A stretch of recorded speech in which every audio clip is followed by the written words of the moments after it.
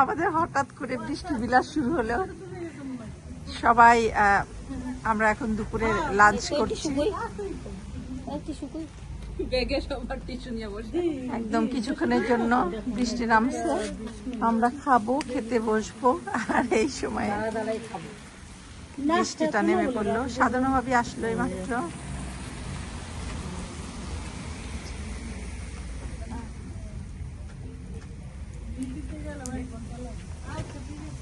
এখানে অলরেডি সবাই বসে ওই ছাউনিতে খেতে বসে গেছে।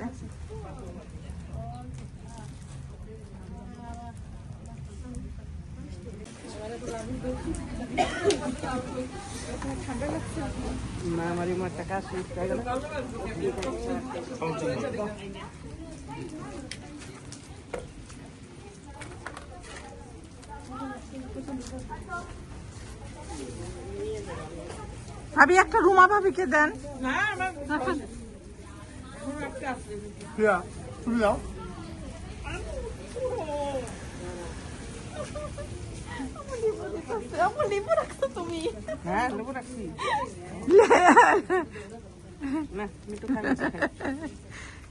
লেবু নিয়ে আসছি। আমরা নিচ থেকে এখন পাহাড়ের উপরে উঠছি। চারপাশে একদম জঙ্গল, ঝাড় জঙ্গল, পাহাড়ের দুই পাশেই জঙ্গল। এই যে, আর মাঝখান দিয়ে এই যে রাস্তা, এই রাস্তা দিয়ে আমরা দলবল সহ পাহাড়ের উপরে ওঠার চেষ্টা করছি। আসলে উঠতে পারবো কিনা জানি না।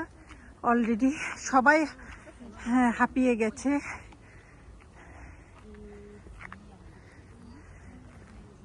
আরো অনেক দূরে হাঁটতে হবে। তবে আমরা খুব এনজয় করছি। একটু আমাদের প্রপার গাইডের কারণে মিস্টেক হয়ে গেছে অনেক কিছু, কিন্তু শেষ পর্যন্ত আমরা আমাদের গন্তব্যে পৌঁছাতে পারছি।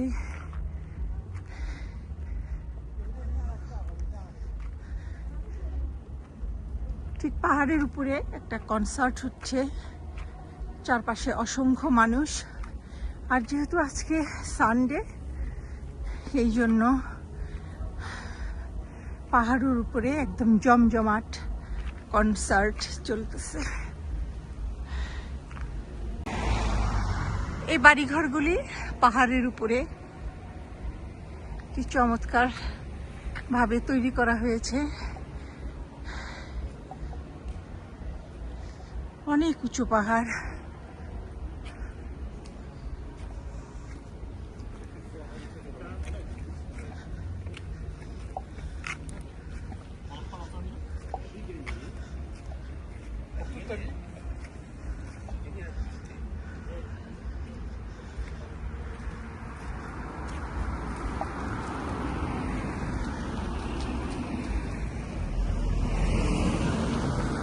শীতের সময় যখন স্নো পড়ে, এই জায়গাগুলি একদমই বরফে আচ্ছন্ন হয়ে পড়ে, তখন গাড়ি চালানো খুবই মুশকিল হয়ে যায় এবং প্রতিনিয়ত অ্যাক্সিডেন্টের কথা শোনা যায় এই পাহাড়ি রাস্তাগুলিতে। আমরা এখন পাহাড়ের অনেক উপরে। পাহাড়ের উপরের এই বাড়িঘরগুলি দেখলে আসলেই মন ভরে যায়। কি চমৎকারভাবে করা এই বাড়িঘরগুলি।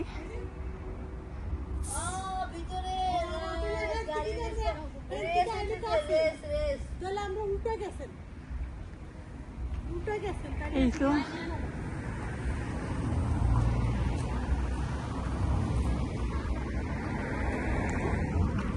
আর এটা উপরে সম্ভবত রেস্টুরেন্ট। আমরা যেখানে যাচ্ছি ওখানে একটা রেস্টুরেন্টও আছে।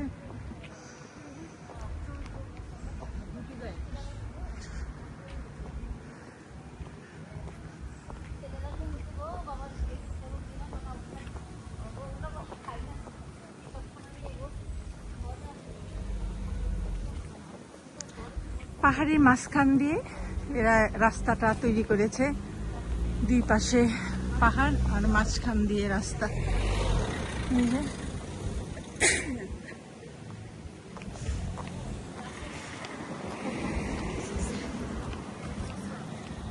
আমাদের গ্রুপ মেম্বাররা সবাই ওয়েট করছে।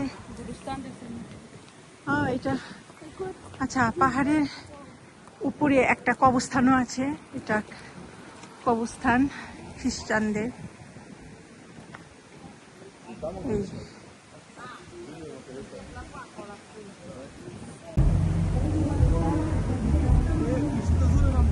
আমরা পাহাড়ের অনেক উপরে উঠেছি। আর কি অবস্থা, আজকের ওয়েদারটা খুব বেশি ভালো না। সারাদিন মোটামুটি ভালোই ছিল, এখন অঝরে বৃষ্টি নামছে। এই যে দূর পাহাড়ের বৃষ্টি, আর পাহাড়ের পাদদেশ দিয়ে এই সুন্দর সুন্দর সুন্দর বাড়িঘরগুলি। আর ওই অদূরের ওই পাহাড়গুলি দেখে মনে হচ্ছে কুয়াশায় আচ্ছন্ন, আসলে তা না। ওখানে হচ্ছে বৃষ্টি হচ্ছে, বৃষ্টির কারণে এরকম দেখা যাচ্ছে।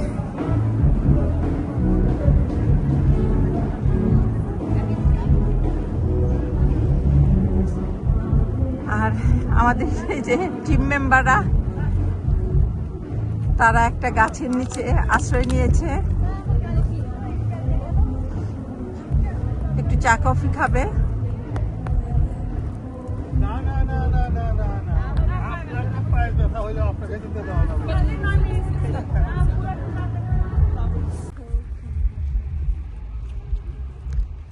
আমরা একদম পাহাড়ের উপরে, এখন অনেক উঁচুতে আছে, আর পাহাড়ের উপরে এখানে খুব সুন্দর একটা রেস্টুরেন্ট।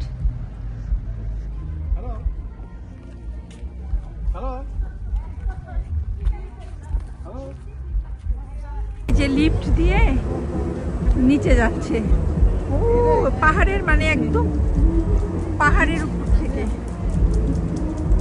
একটা যদি স্লিপ করে, হ্যাঁ কি অবস্থা চিন্তা করেন, তাই না?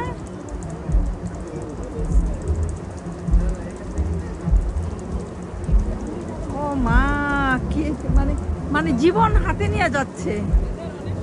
হ্যাঁ, টেকনোলজি কোথায় নিয়ে গেছে দেখেন, একদম পাহাড়ের উপর থেকে নিচে নামলো।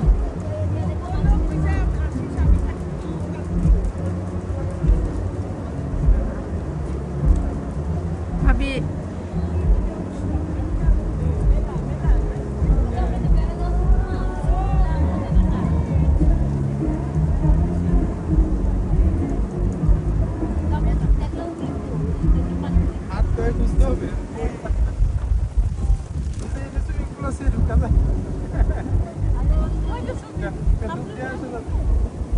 এই সুইমিং করবে কে?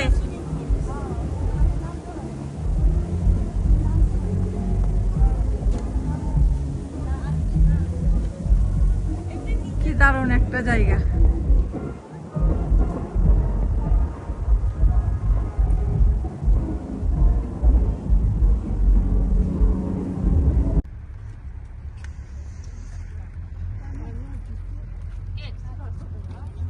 এখানে বিকালের চা কফির আড্ডা চলছে, সবাই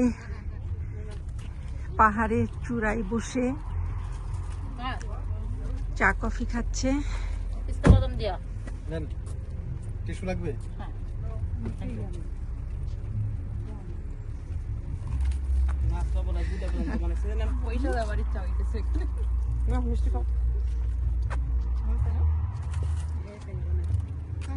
চার সঙ্গে বাংলাদেশের পপুলার টোস্ট বিস্কিট, প্রাণের সাধনা ভাবির বিকালের নাস্তা, আর সঙ্গে আছে আমার এটা সেমাই বরফি, স্পেশাল ভাবে করা।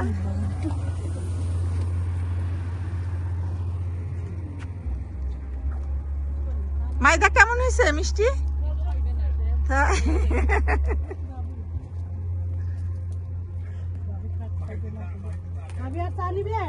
হ্যাঁ বলতে হবে, এই সেমাই বরফিটা কেমন হয়েছে? আই মুন্নি ভাবি, সেমাই বরফি কেমন হয়েছে?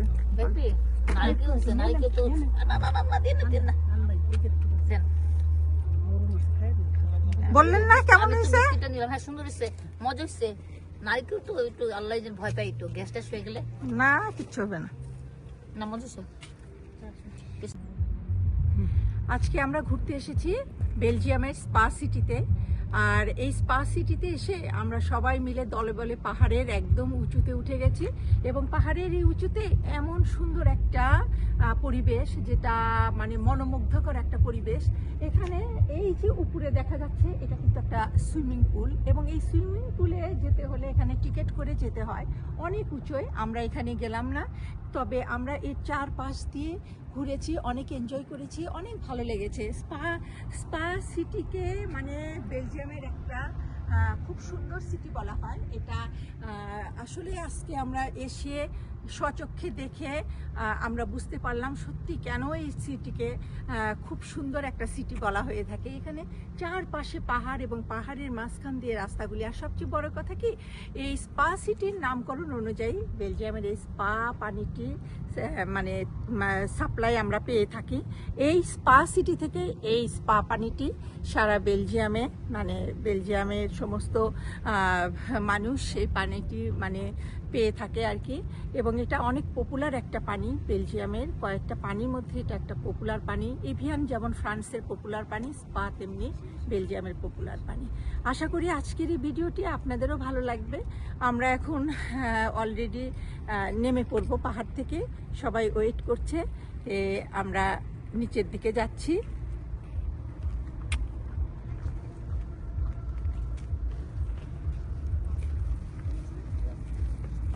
এখানে সবাই